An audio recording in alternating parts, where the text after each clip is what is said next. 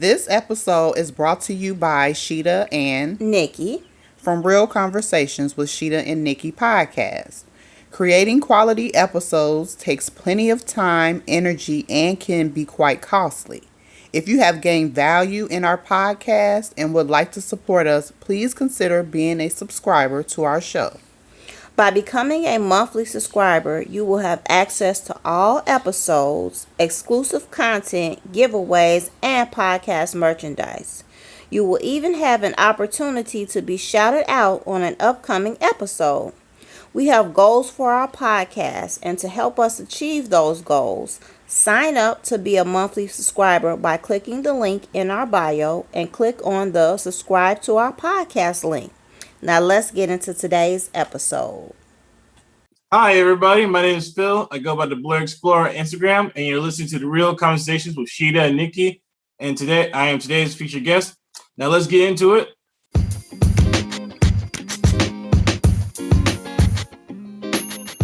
Hello, everyone. We are pleased to have today's featured guest, Phil, who goes by the Blurred Explorer. Blurred is a gamer, foodie, and also an accomplished author. His current book, The Black Traveler's Guide to Daegu, South Korea, is out now.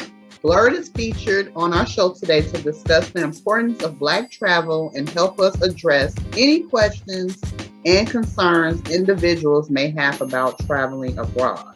So, Blurred, we want to welcome you to our show. Yeah, thank you for having me on. Yeah, how's it going? How are you? What time is it there in South Korea? It is 10:26 p.m. Korean Standard Time. Oh, wow. So do you want to let our listeners know a little bit about yourself? I work in South Korea. My main job is an ESL teacher. Most teach English as a second language to elementary students. I work at elementary school. I've been living in South Korea since May 2016. So right now, as of this recording, it's been 5 years. Oh, wow. Okay. Great. And how has it been living in South Korea with the pandemic, with COVID going on? Yeah, it's been stressful, but not compared to what I've seen back home. Really? Wow. I mean, don't get me wrong. There's been his moments. There's been some scares. There've been lots of recently, time recording, cases going to plus over 1,000. I think 1,000. We almost hit 2,000 cases daily. But I mean, obviously there's been some flaws, but compared, at least the Korean government's done a lot better job of taking care of the citizens, of trying to get more people vaccinated. Well, I think there might be some hesitancy. Again, I don't know. But at least you're not hearing people complaining about the vaccine or get masks as much as you see back home stateside. No. Yeah. Oh, wow. So you haven't seen any controversy with people not wanting to wear their masks? I mean, there are people, at least the ones from what I may have seen or read in posts. Like, for example, this happened last year. Because bars and restaurants, when case was so high, they had to shut down the bars and restaurant scene, right? Mm-hmm. People would go to the hotels, check out hotel rooms just to hang out, buy food, buy some chicken, buy some beer, and just hang out with their friends in the hotel room. Mm-hmm. Because they can't go to bars, restaurants. You can't go to convenience stores, can't do really anything. Especially this is in the bigger city too, keep in mind. Yeah. Mm-hmm. Yeah, I know it was a lot of that going on last year, because we're in Chicago. So people were secretly having parties at their house, and the police was coming and shutting everything down. And the mayor, she was really pissed off about it. But it seems like now, everything has loosened up more. So as long as you have to wear your mask now, even if you are vaccinated. So. And I just got my vaccination on last Friday. Oh, really? Okay. Second dose, yeah. One of the controversies recently, I was supposed to get mine back in August, but unfortunately, that's just a foreign problem. Just me, but everybody's the Korean government delayed the vaccines, pushed everybody's schedule back. Mm. So I had to wait a few more weeks because they had a lower supply of the Pfizer vaccine, which I got the first and second round. Oh, okay. Okay. So getting access to the vaccine or even getting access to like healthcare, is that relatively easy to do there in South Korea versus, here in the United States? Yeah, for sure. Especially like even pre-COVID, it's like just knowing. I think one of the blessings about living abroad outside the United States is, if I get sick, I'll just go to the hospital. I ain't got to worry about paying the massive bill. Okay. Now they do have like kind of like their version of like a nationalized healthcare system, but again, you're not going to pay like exorbitant prices. Like you would say stateside. Even if you got your employees' insurance, you got Blue Cross Blue Shield, or even you got military benefits, you still got that massive hospital bill. Ain't nothing like that. Right. Okay. Yeah. Well, that's good. Yeah. I feel like all the different countries should be like that, where they make it easy to get health insurance. Because now, like, if you do go to the emergency room, they gonna slap you with a big bill. But it's like, okay, what am I supposed to do if I need emergency help, but I don't have the finances to pay for it? So do I just not go to the emergency room? Do I just stay sick? So I do feel like it should be easier, or like Medicare for all, basically. Yeah. Like they have in Canada, UK. Yeah, you do pay more in taxes, but in exchange, if you get sick, or if you got the flu, or your little boy gets his arm broken from playing baseball or something like that, you go to the hospital, walk in, get checked out, and walk out. You pay pharmacy bills for the pharmacy? Yeah, sure. But at least hey, at least I know I'm not gonna go broke, financially broke, or file for bankruptcy or have to go to GoFundMe online, ask people strangers to donate money for hospitals. Costs like right now. Right. So do you feel like, because you've lived in the States and you live in South Korea, so do you feel like there's anything in South Korea that you see that they do in South Korea that the United States could like benefit from if they implemented it in the States? For one, I would say education. Like I wish that education was more respected. Okay. And now there's some flaws, but I do wish there was more push, more encouragement towards STEM, to like have more Americans to be more anxious, gain more interest like into like STEM type of jobs and courses. Right. And also, I wish that sometimes there can be like a middle ground between individual versus collective, kind of have that perfect middle ground. I kind of wish, especially which definitely would help a lot more during COVID, because during us, as we're seeing, and even almost like it is based on you probably seen yourself, there's people walking around Chicago saying, "Oh, it's my body, my rights. I can do whatever I want." Right. And those same individuals who said that's junk got COVID and end up dying almost every day. You hear that story day in, day out. Right. So I believe there's no wrong with having one side or the other. But I believe sometimes you gotta have like at least a decent balance of both. Yeah. That way, like if one side doesn't work, you always try this method out, and hey, again, nothing wrong trying at least different ways to see what something works. Right. Yeah. Right. Yeah. So how did you get the name Blurred Explorer? How did you come up with it? It was more of a rebranding name for me. Originally I went by the Minority Traveler when I first started my blogs and stuff years ago, back in 2016. And I decided since I wanted to incorporate things on like, gaming, food, anime, nerd culture, stuff like that, okay, why not revamp, like, new rebranding, new different name. Yeah. And I just fell with the Blurred Explorer.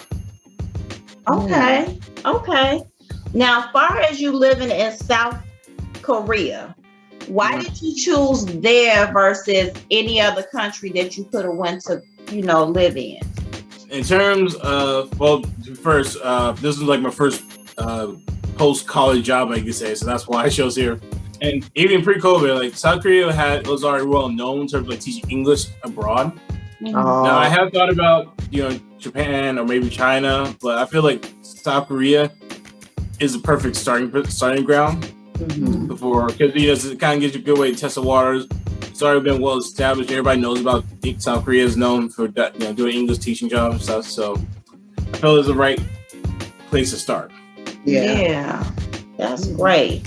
So what you're known for is the importance of traveling. That's what your book is about. So, let us kind of know about why it's so important for people to travel, especially, African American people to get out here and travel, especially like abroad,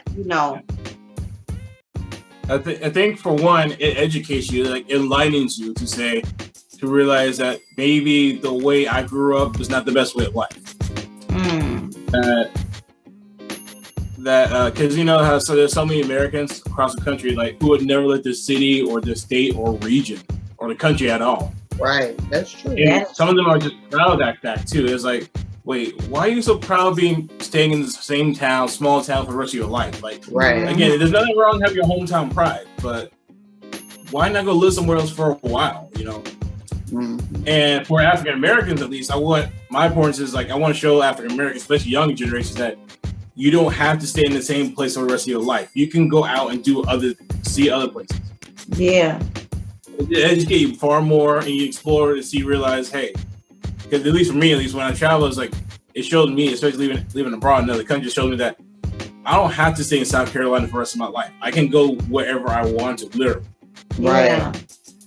And another reason is for my content why I focus specifically more on Black travel, because let's be honest, this is even before COVID, like even up to the 2010s, right? Black people just didn't travel abroad. Like the only time I personally ever heard of a Black person ever traveling was because they're in the military. That's it. Yeah. And that's for me growing up. Like maybe one or two people, like I say, did it for fun. But other than that, it's almost everybody ever heard about traveling abroad, going to another country just because they're in the military. Yeah. Now, would you think? What about you guys? If you might me ask, like, did you like growing up to this point? Do you know any Black person who's traveled abroad that wasn't military? You know what? Personally, just myself, no. Yeah. And you know what? It's good that you're saying this too, because I feel like I can really relate. When I was younger, we didn't go anywhere. We never went out of state, period. We never traveled anywhere. You never traveled outside of Illinois? I never. Not until I was 19 years old. And that was the first time I ever got on an airplane, ever had a vacation, and I went by myself. And I kind of had equated it like my parents, they were a little older when they had me, so I was just like, oh, they're not trying to go anywhere. But, with talking with my siblings, they never had a family vacation. So, and traveling abroad myself, I actually didn't go out of the country until I believe it was 2019 or 2018. I went to Cuba. I went on a cruise. Okay. And I loved it. Right. Yeah. What about you, Sheeta? Well, as far as like growing up, we did have family vacations outside of the state. Like we would go to St. Louis. We had family in St. Louis. We would go to Wisconsin Dells. We did like little family trips like that where we would drive. But I didn't go abroad until I got older. I think I was like in my 20s. And my father is originally from Nigeria, so we have family there. So when I was in my 20s, that's when me and my sister went to Nigeria. But that was the first time I was out of the country, was when I went there. But that wasn't until, I was older. But I would like to travel more abroad. And not just for like where my family lived, but just different places, just to get acclimated with different cultures and the food and how they live.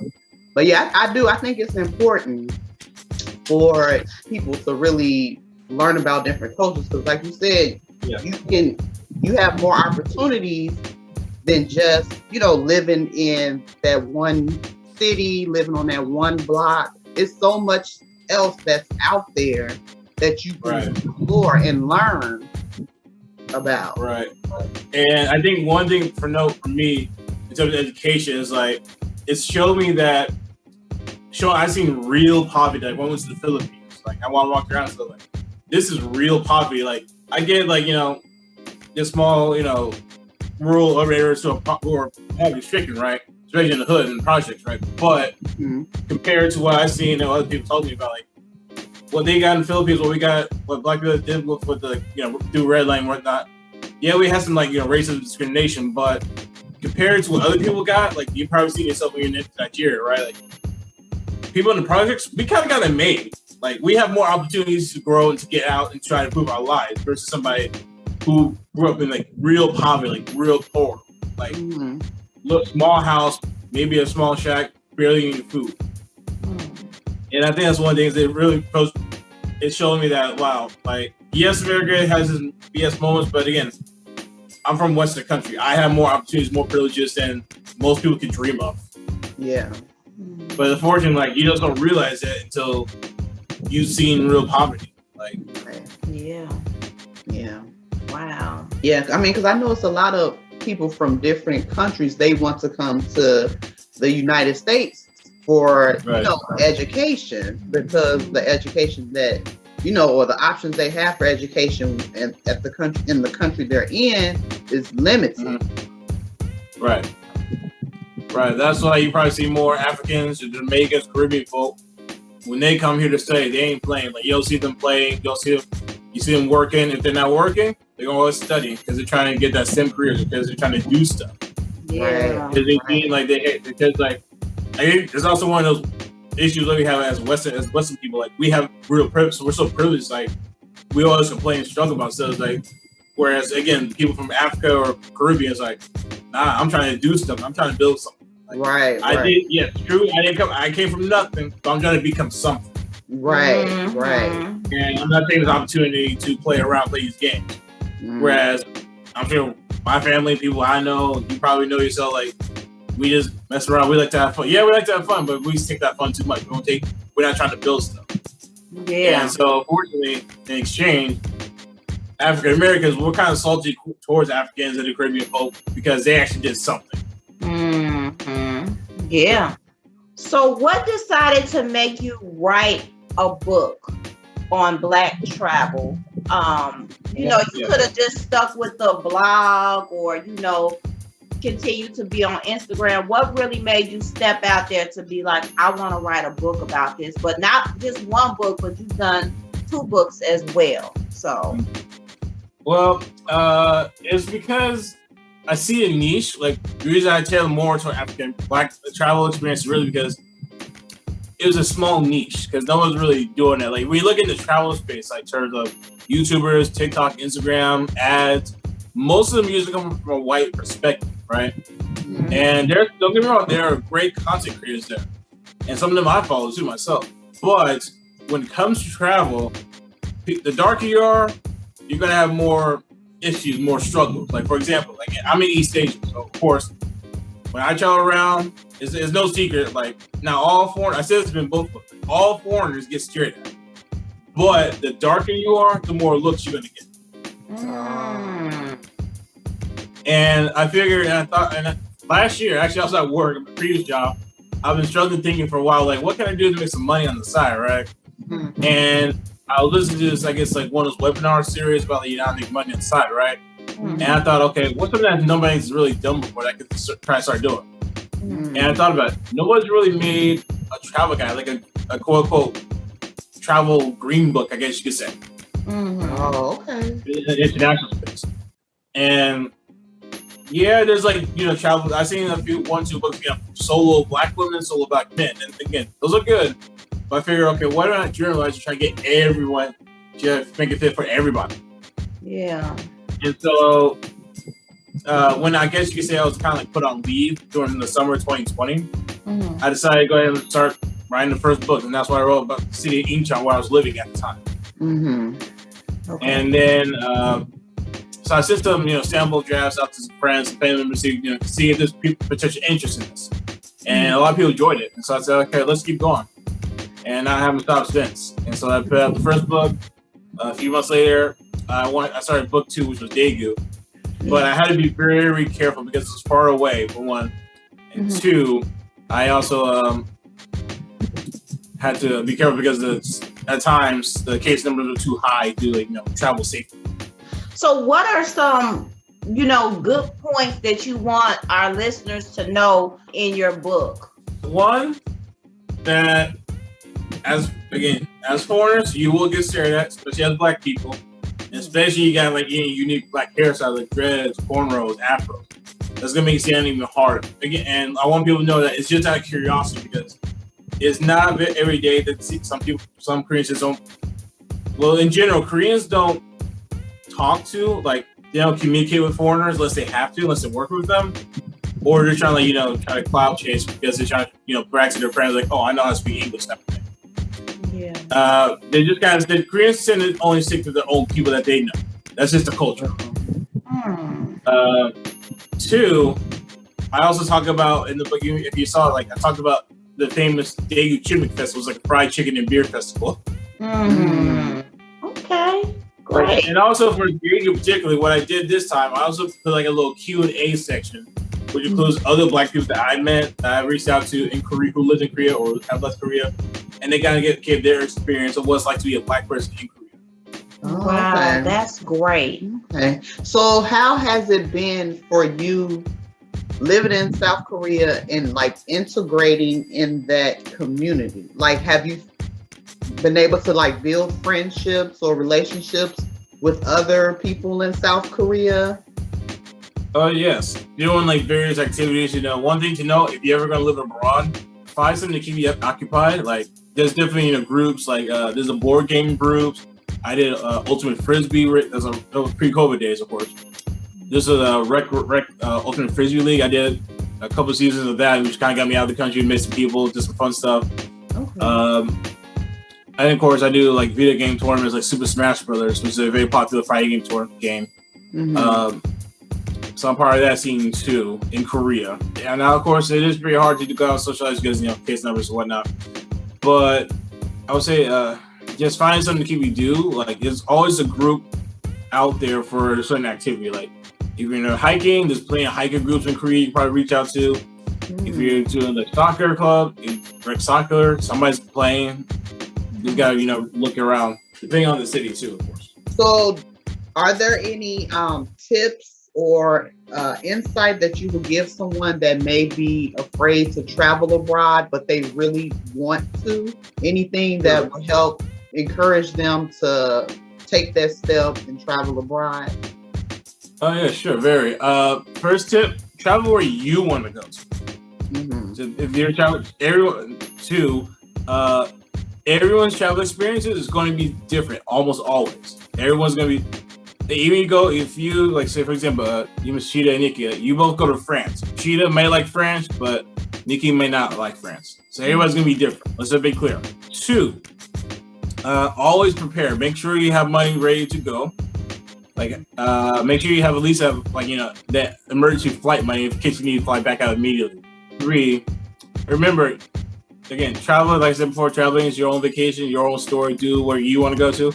If you're not ready to leave the Americas, you can always head to Canada. You can head to the Caribbean. You can head to South America, and then start there because being closer. And when you feel more comfortable, confident, ready to travel, then go to Europe or Africa or Asia. Also on Facebook, there are many Black travel groups for men and women. Okay. And I'm pretty sure there's family travel groups out there too. I'm not sure. You can always reach out to them, and somebody will know something about a country you're interested in traveling to. And I can also say this. I know for a lot of African Americans, one of the reasons we don't travel because we're afraid that this country is going to be racist. There's going to be racism, discrimination everywhere else. Now, to be fair, there is some xenophobia towards all foreigners. There's fear of discrimination towards all foreigners in Korea and Asia too. Mostly, just sheer lack of sheer stupidity, really, on that part. But I would say this: as a Black person, as a Black man, we're from America. Like, nothing's gonna scare us. You can't really scare me. it's like when I hear there's some discrimination over here, right? Like, oh, that's cute. Oh wow! Yeah. True story. This actually happened this year. Earlier, the Korean government, and this is in the capital Seoul, around the surrounding area. The Korean government had all foreigners in the area go get tested. And of course, all the white people were complaining online about how, this is discrimination, this is racism, this isn't right. Mm-hmm. And of course, all the black people were joking. It's like, oh yeah, it kind of sucks, doesn't it? Right.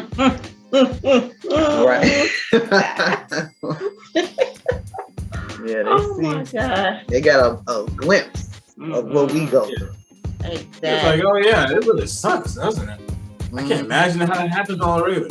But no, but jokes aside though, yeah, there might be some ignorant xenophobia issues from time to time, but again, don't let that scare you. Because again, compared to America, that would be mostly a cakewalk. You'll be survive that. And two, remember, you're on vacation. You're never going to see most of these people ever again. So don't worry about it. Right. So if a club, then this does happen in Korea too. Also, like there's some clubs you just don't want to allow foreigners to show.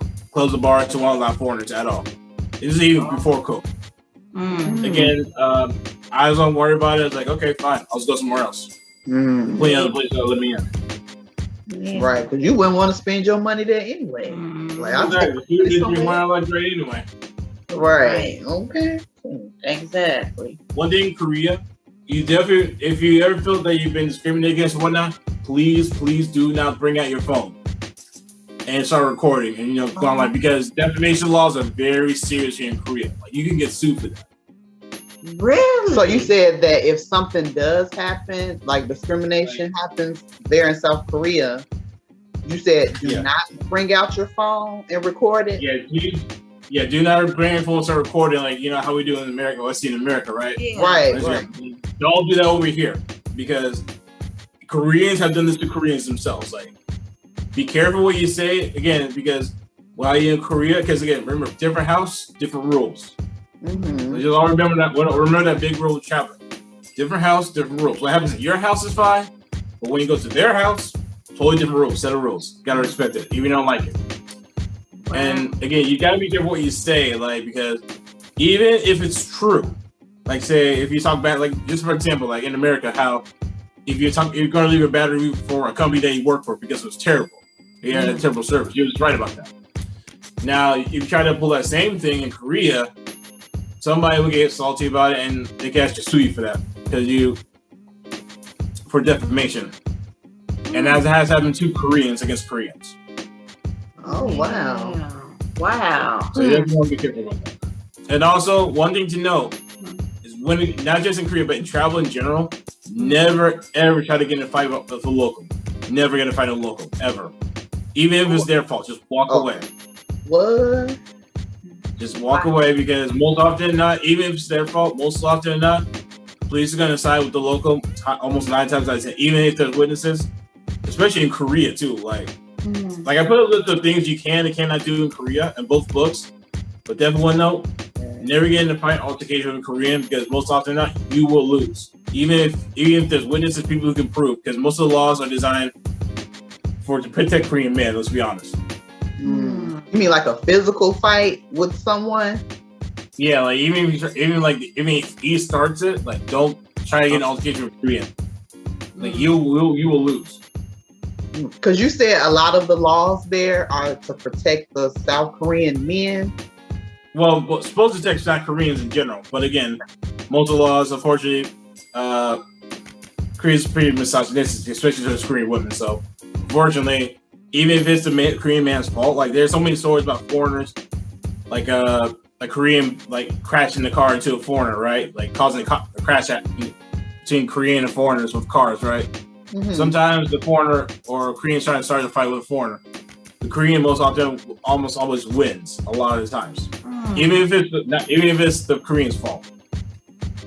Wow. If that happens, there are a lot of stories about that, so you definitely want to be careful. That's a great tidbit. Yeah. But again, don't let that scare you off, because again, you're on vacation, just go have fun. Right. Yeah. Yeah. Are there any travel documents that you recommend bringing with you when traveling abroad? Honestly, make sure you have a copy of your passport, like have a picture, have a paper copy of it just on your record. Now, each country may have vaccine requirements. Again, you always want to check that out. Each country has different set of rules, things you cannot do. Always check on that. Definitely pay attention to the visa laws. If you're on a tourist visa, some countries say you can be here for 30 days, 60 days, 90 days, but once you're out, you gotta leave. No exception. You can always buy another one, but extension and stuff. But again, immigration does not play. It doesn't matter what country you're from. Not even white privilege can see. Let's put it that way. If you've seen that show, Locked Up Abroad, especially when it comes to drugs, like even marijuana, like some countries, especially in Asia, they do not play with drugs. Yeah, even something harmless as marijuana, like Mary Jane, she'll get in lots of trouble. Like white privilege can't save you if you call Mary Jane in certain countries. Yeah. Wow. Is there a certain website that people can go to look up the like you mentioned about the visa, the certain laws that they need to know before they travel abroad? Is it you can know about Korea laws. I think it was American immigration website. You can check on them. Usually they have a set of things, of rules you can and cannot do about Korea. Now for Americans, at least for us, like we can travel to Korea without having to apply for a visa. Now some countries you can get it in visa free, but other countries you gotta pay for the visa. So always before you buy your ticket, make sure you check out the country. Check out the visa requirements. Some of them you can have to pay. Others you can just go to and walk in and get your stamp. No problem. So always check that before you buy your ticket. What is the living expenses there compared to the United States? Is it more expensive in South Korea or is it more expensive in the States?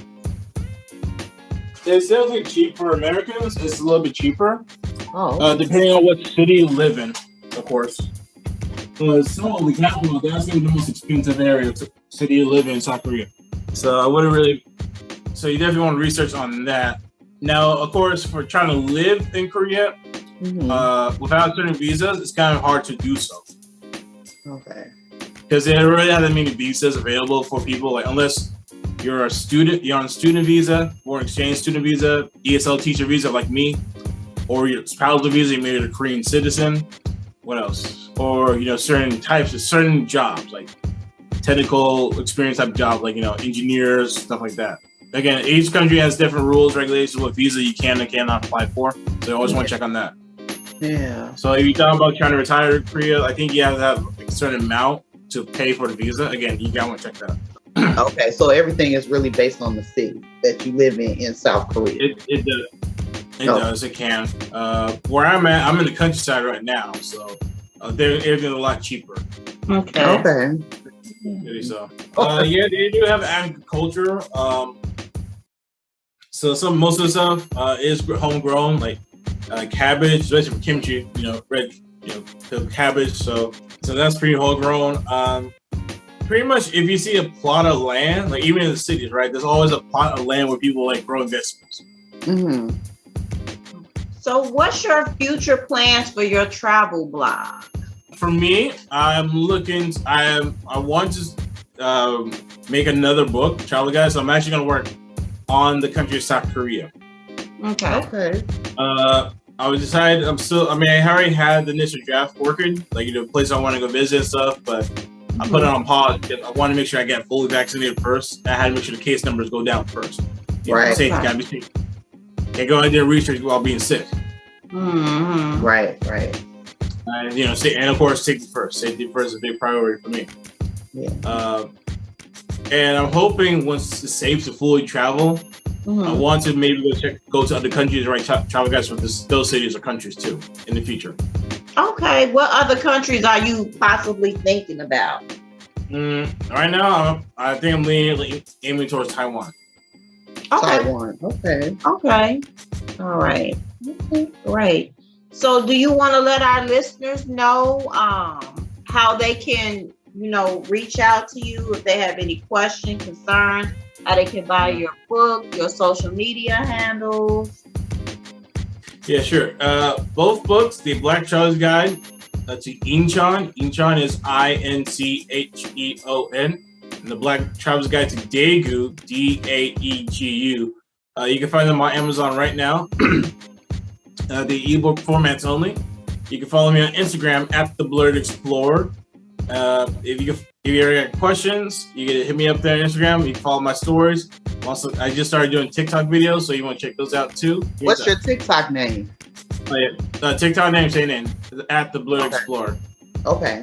Well, I appreciate you taking the time out to talk to us and really educate us about traveling abroad. Because, you know, like you said earlier, we haven't traveled abroad that much. So it really does give us insight on traveling abroad and how to be prepared, how to stay safe, you know, and not being afraid to travel, especially as Black culture. So I appreciate you really educating us and what you're doing as far as writing the books and letting other people know what's out there. Because like you said, it wasn't a big platform of Black people telling their story, traveling abroad. So I applaud you and I appreciate you taking the time and wanting to educate us on that. Yeah, no problem. Thank you for having me on. Today's takeaway is from Tracy Ellis Ross.